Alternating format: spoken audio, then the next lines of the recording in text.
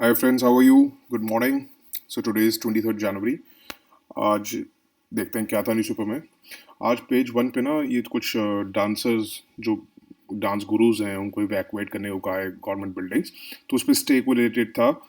तो उसमें क्या निकलता है कि क्या है कि कल्चर से रिलेटेड ना डांसेस के ऊपर कई बार क्वेश्चंस आ जाते हैं। तो थोड़ा सा ये नोट्स बना लीजिए कि लिस्ट ऑफ क्लासिकल डांसेस और फोक डांसेस भी बहुत है। फोक डांसेस के ऊपर भी आता है आई नो, बट वो इतने सारे हैं कि it is very difficult to remember them. तो और उस टाइम आप रिकॉल कर पाओ, समझ पाओ, इतना सारा देखिए 100 के 100 क्वेश्चन तो नहीं करना है ना। और कई बार क्या होता है कि एक दो ऑप्शन से आप लोग क्वेश्चन सॉल्व कर लेते हैं। फोक डांसेस बहुत सारे हैं। आई डोंट थिंक कि इट इज़ वाइबल कि आप सारे के सारे याद करें, और याद करना इट्स रियली टफ। बाकी अगर आपकी इच्छा है तो आई विल पुट इट। और अगर आप कमेंट सेक्शन में बता सकते हैं कि अगर आप चाहते हैं तो मैं फोक डांसेस की भी एक लिस्ट आपको बना के दे दूंगा। बट जो थोड़ा ज़्यादा ज़रूरी रहता है वो देख लीजिए आप। जो क्लासिकल डांसेस हैं भरतनाट्यम और उनकी स्टेट रिलेटेड देख लीजिए। जैसे भरतनाट्यम, कथक, कुचिपुड़ी और ये सब मैंने लिखा हुआ है। 8 हैं ये। इस पे नोट्स बना लीजिएगा ज़रूर। और क्या क्या है कि संगीत नाटक अकेडमी जो है उन्होंने 8 ही रिकग्नाइज किए हुए हैं classical dances. But ministry of culture ने छाऊ डांस को भी क्लासिकल डांस माना है। छाऊ के ऊपर पहले भी क्वेश्चन आ चुके हैं और क्लासिकल डांसेस के ऊपर कई आ चुके हैं।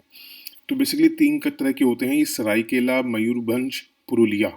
ये कहाँ कहाँ है? झारखंड, उड़ीसा, बंगाल। ये ज़रूरी है। और याद रखिएगा जो मयूरभंज जो उड़ीसा में छाऊ डांस है। छाऊ मतलब क्या होता है? छाऊ मतलब छाया।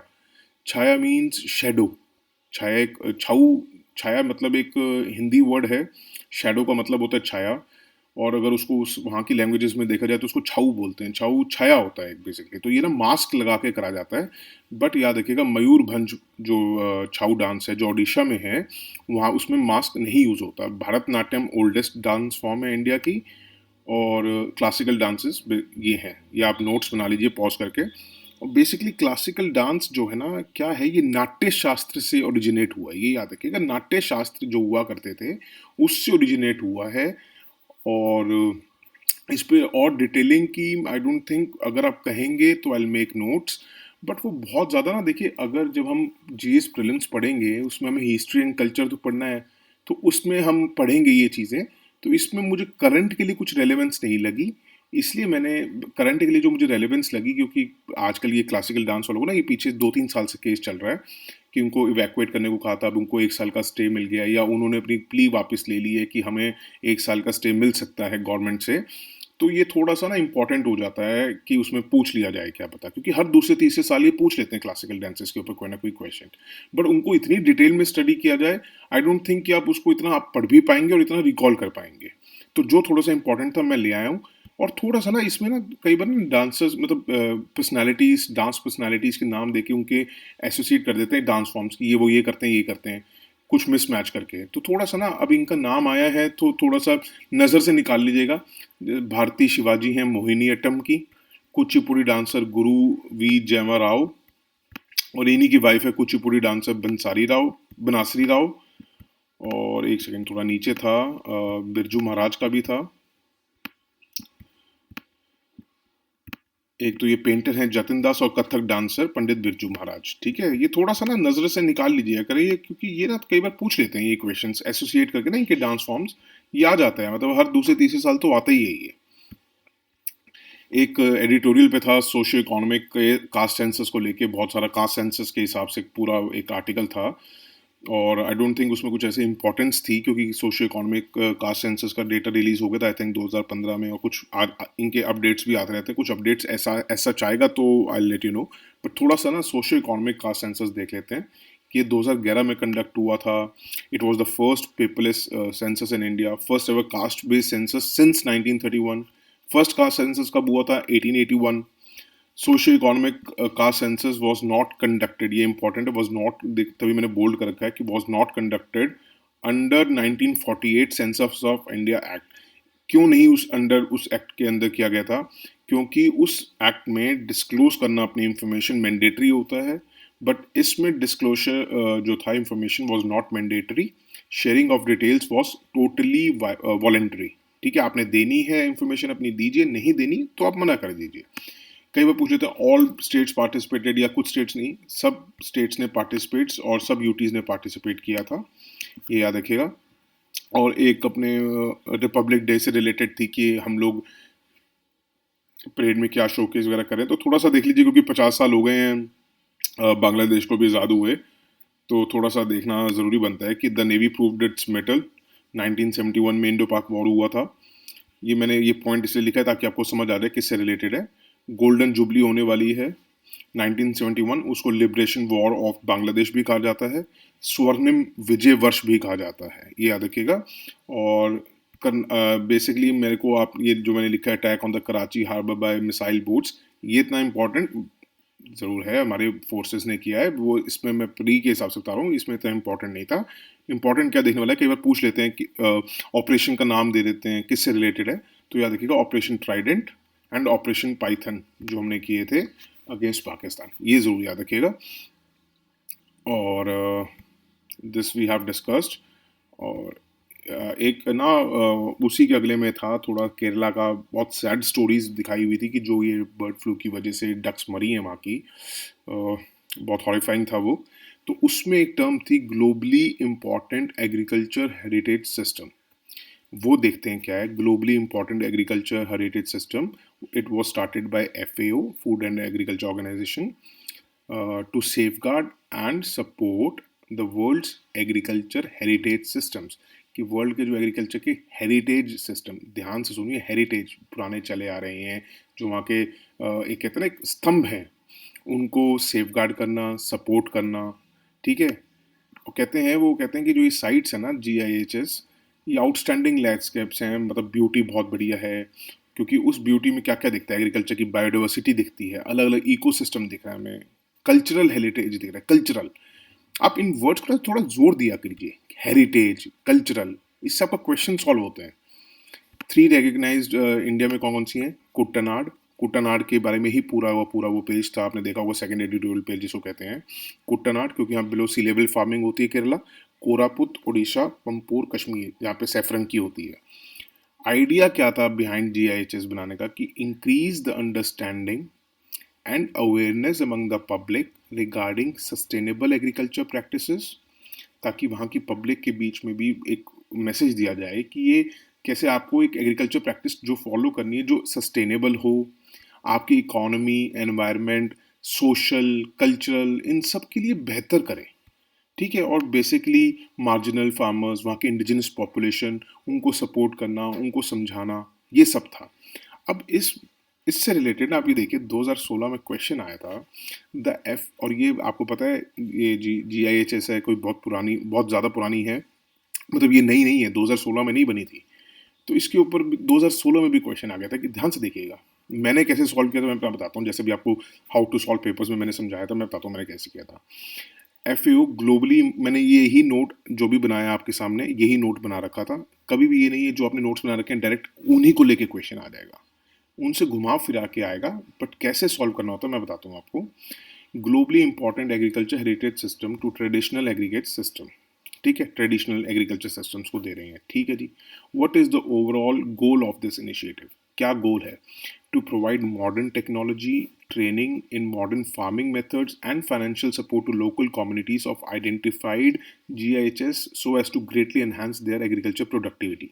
मेरी आपसे रिक्वेस्ट है, पहले आप पॉज करके खुद क्वेश्चन सॉल्व करने की कोशिश कीजिएगा, जैसे आपको पिछले नोट में मैंने आपको अभी एक्सप्लेनेशन दी है इसकी, उसके बाद अभी क्वेश्चन सॉल्व करने की कोशिश कीजिएगा, देखिएगा आप कितना ज़्यादा ऑब्जर्व कर सकते हैं, कैसे आप अपने माइंड को एक्सपैंड करके सॉल्व कर सकते हैं क्वेश्चन। अब मैं बताता हूँ मैंने कैसे किया। जब मैंने पढ़ा modern technology, modern farming methods, ये मैंने क्या कहा था, ये हेरिटेज से रिलेटेड है, कल्चर से रिलेटेड है, ये मॉडर्न ट्रेनिंग मेथड्स टेक्नोलॉजी नहीं लाएंगे। To identify and safeguard eco friendly traditional farm practices and their associated landscapers agriculture, ये बिल्कुल ठीक लग रहा है पॉइंट 2, ठीक है। 3, to provide geographical indication status to all the varieties of agriculture produce। देखिए जोग्राफिकल इंडिकेशन ये रॉन्ग है, हमने नहीं पढ़ा ना जोग्राफिकल इंडिकेशन कुछ देगा, ये मैंने भी नहीं पढ़ा। मैंने जब ये नोट्स आपको, मैं अपना जो मैंने नोट बनाया था ना वही नोट आज दिखाया आपको, तो मैं देख रहा था कि यार जोग्राफिकल इंडिकेशन का अगर कोई होती कि अगर ऐसी कोई बात, तो मैंने पढ़ी होती, मैंने नोट में डाली होती। नहीं डाली इसका मतलब मुझे ये पागल बना रहे हैं ऐसी चीज़ डाल के जो मुझे लगेगा हो सकता है ठीक है। तो अपनी बात पे स्टिक रहा करिए। तो जोग्राफिक इंडिकेशन मैं क्रॉस मार दूंगा, फिर टू ऑल द वेराइटीज़ फिर मैं इसको क्लिक मार दूंगा, ये गलत है। तो 3 तो गलत ही है, तो इससे वैसे ही आपका बी ठीक हो गया, इसका मतलब 1 भी गलत था। ये ऐसे सॉल्व होता है। ओके, आई थिंक इसको मैं बता ही दिया आपको। और एक ना आज आर्कटिक को लेके भी था कि इंडिया थोड़ा इंटरेस्ट दिखा रहा है आर्कटिक में, कुछ न्यूज़ थी इससे रिलेटेड। पेज मुझे नहीं पता इंटरनेशनल पेज पे थी या जिस पे भी रिलेटेड थी, नेशनल पे थी, बट वो ज़रूरी नहीं थी। ज़रूरी उसके लिए क्या है कि हमें थोड़ा सा ना आर्कटिक को लेके कई बार क्वेश्चन आते हैं। मैंने 2015 में आई थिंक मेंस में भी ये क्वेश्चन आया था मेरे। तो आर्कटिक का देख लेते हैं कि high level inter governmental body है। चाहे आप ये देखिए 1996 में सेट हुई थी, बट कभी भी कोई उससे रिलेटेड क्वेश्चन आता है ना तो बेसिक क्वेश्चंस पूछ लिए जाते हैं।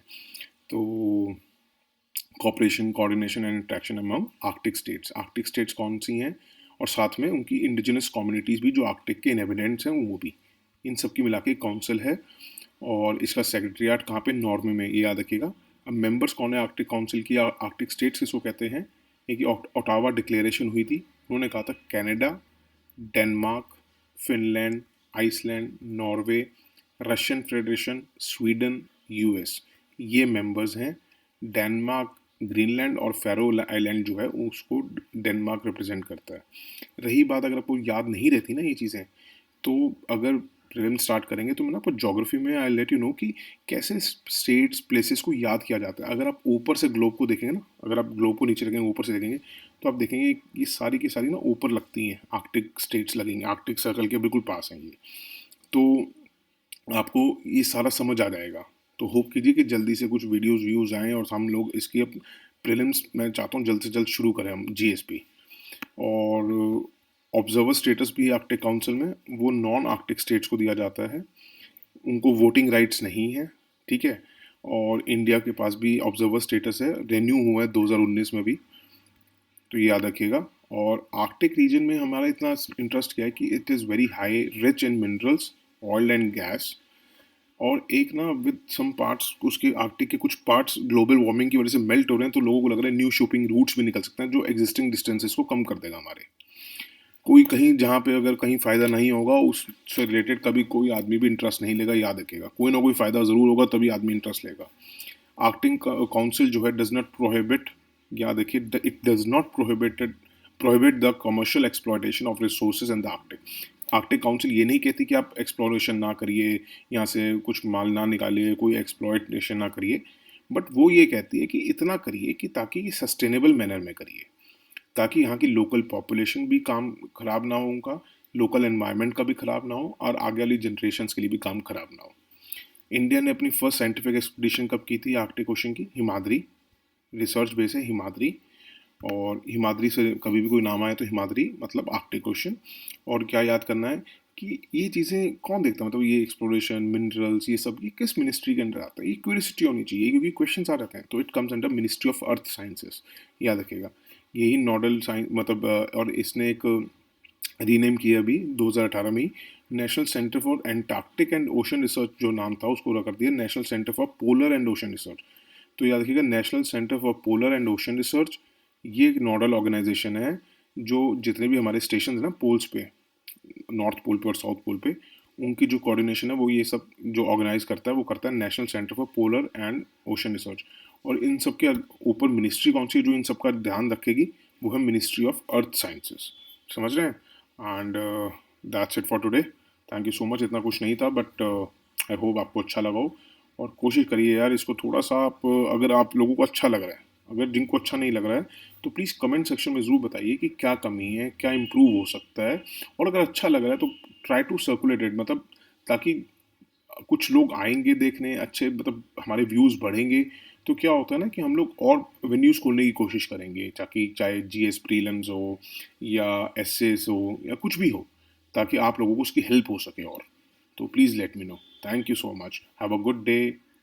Bye, take care.